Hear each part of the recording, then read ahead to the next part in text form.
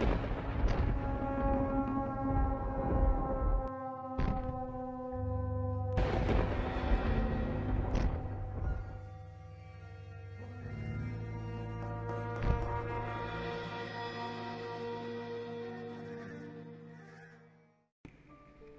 semua, selamat datang di channel Alam Sukma. Kali ini kita akan mendengarkan sebuah kisah yang berjudul Tumpes Kelor, karya Dodi Widianto, yang diambil dari Radar Bromo.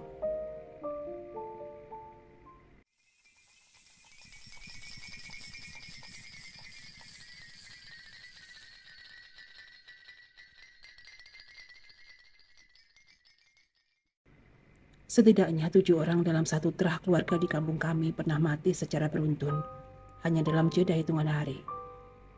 Mereka bertujuh masih dalam satu keterikatan tali darah walau beda keluarga. Tragedi itu masih menyisakan tanya hingga sekarang. Apa dan kenapa? Kami tak pernah tahu. Yang kami tahu, kejadian mengerikan itu terjadi sehari setelah kepala desa yang baru dilantik bupati.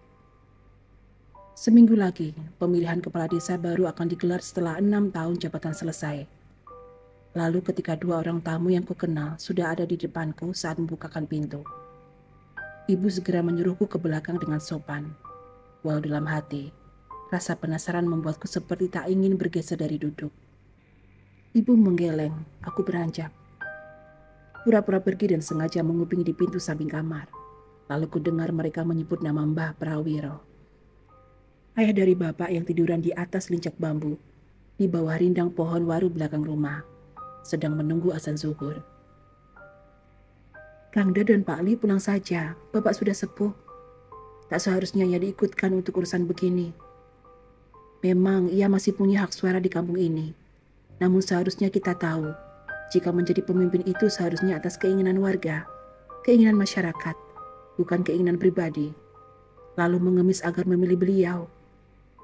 Dari bapak mertua saya belajar banyak hal. Ada hal di dunia ini yang tidak selalu bisa dibeli dengan uang. Nanti selesai maghrib saya kesini lagi sih. Barangkali kamu sama suami berubah pikiran. Kalian dapat nominal paling beda loh daripada yang lain. Pak Lida dan Mbah Wongso akhirnya gegas pulang setelah sebelumnya berpamitan pada ibu. Aku masih belum begitu paham apa yang mereka bicarakan. Kukira mereka akan membayar jasa membajak sawah mereka yang dikerjakan bapak. Tebakanku salah. Ibu melepas mereka di depan pintu dengan raut aneh, lalu berjalan ke belakang dan menemui Bapak Wiro. Merapikan cangkir bekas kopi di atas lincak bambu dengan cairan kental hitam yang mengendap di bawah. Sidar sama Wong semua apa sih? Bapak Wiro sudah terduduk. Tatap mata ibu tajam melesat ke wajah kakek yang menghadap hampa ke depan. Ora apa-apa, Pak. Tidak ada apa-apa. Biasa kalau musim begini. Ibu membalas pertanyaan mbahku dengan santai. Sudah biasa dari dulu, Dok. Sejak lahir atas nama takdir, dua mata kakek tidak berfungsi sama sekali. Barangkali kakek tahu dari nada dan intonasi suara dua tamu tadi. Sebetulnya jarak ruang tamu dan teras belakang rumah dekat pohon waru agak jauh. Entah dari mana kakek tahu. Kata orang, mata batin lebih tajam dari mata biasa. Itu terbukti saat ibu belum memasak dan harus berangkat ke sawah pagi-pagi. Aku belum sempat sarapan. Bapak sudah di sawah. Anehnya, ketika aku pulang bapak dan ibu belum di rumah. Sudah terhidang masakan untukku di meja. Siapa lagi kalau bukan kakek pelakunya, Bapak Wiro. 7 hari sejak kedatangan dua tamu itu, ada hajatan besar di desa kami. Di balai desa di seberang barat jalan utama yang membelah desa. Sebagai anak laki-laki satu-satunya, ini kali kedua aku merasakan ada hajatan besar di kampung kami. Namun, bukan acara itu yang membuatku ingin datang ke halaman balai desa bersama teman-teman. Satu alasan yang membuatku ingin ke sana, hanya karena ramainya orang dagang makanan dan mainan. Ada penjual gulali dan gula-gula kapas harum manis, penjual cilok dan bakso tusuk, pedagang balon dan pedagang-pedagang yang bisa memancarkan sinar, dan banyak lagi penjual mainan yang kadang membuatku merasa uang jajan pemberian bapak di hari itu sangatlah sedikit. Kamu tidak masuk sekolah? Bapak tahu ini adalah tahun terakhir aku duduk di bangku SD. Beberapa bulan lagi ujian akhir. Agak aneh jika tiba-tiba aku seolah malas berangkat ke sekolah. Hari ini libur, kan ada pilihan lurah. Kata bu guru begitu. Wajah bapak menanggapi aneh. Raut mukanya mendadak berubah. Aneh. Zaman dulu, perasaan tetap masuk biarpun ada hajatan apapun. Aku tak menanggapi pertanyaan bapak, hanya memberi isyarat sebuah tengadah telapak tangan kanan sambil tersenyum merayu. Bapak menggeleng, tersenyum, memberikan selembar uang warna ungu dari kantong celana 3/4 yang di bawahnya masih sedikit belepotan lumpur.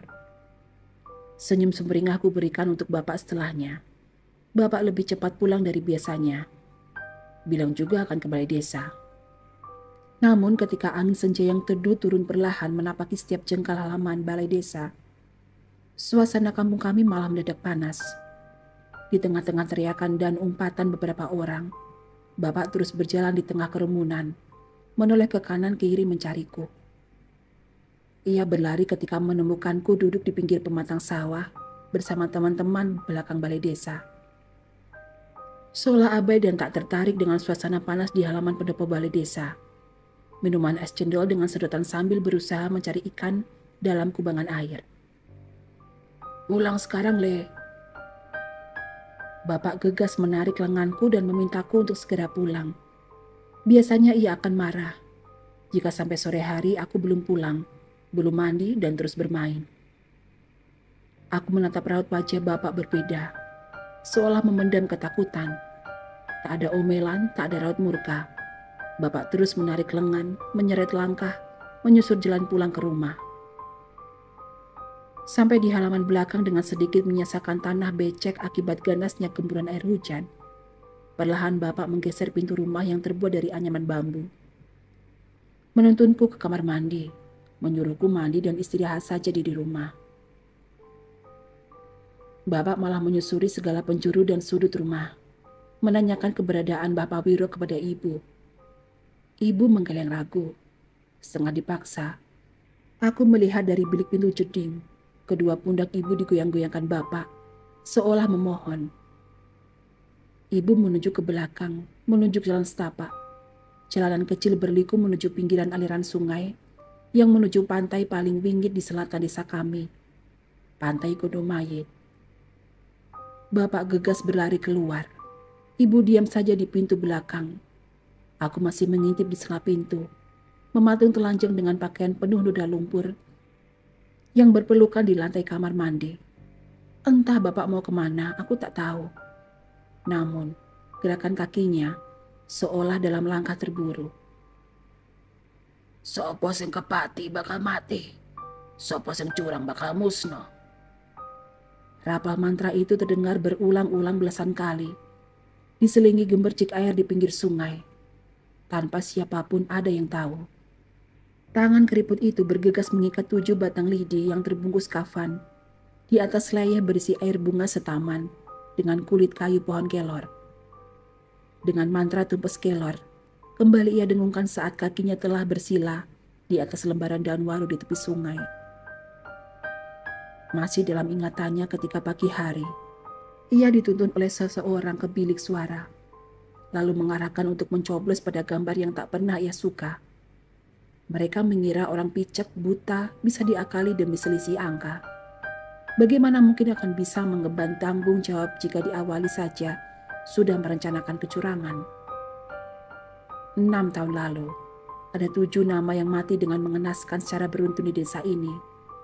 Hanya berjeda seminggu, 7 nama yang masih terikat dalam satu keluarga lurah yang menang. Dengan perut menggumbung, muntah darah, sakit tanpa sebab hingga kurus kering. Nama-nama itu pernah menemani masa kecil bapak. Salah satu nama yang pernah mengisi hatinya yang kosong sebelum bertemu istrinya yang sekarang, Asih. Pak, ku mohon hentikan. Dalam engah napas, bapak terus memohon ketika telah menemukan Bapak Wiro di bawah pohon waru besar tepi sungai. Dan di antara sinar akhir hari yang redup yang perlahan turun menyelinap, di antara tebing sungai dan dedaunan ilalang, ada yang menetes di sudut mata bapak. Dar masih terikat tali darah dengan Asih, istrinya. Sayang, Rapal mantra itu tak pernah bisa dihentikan.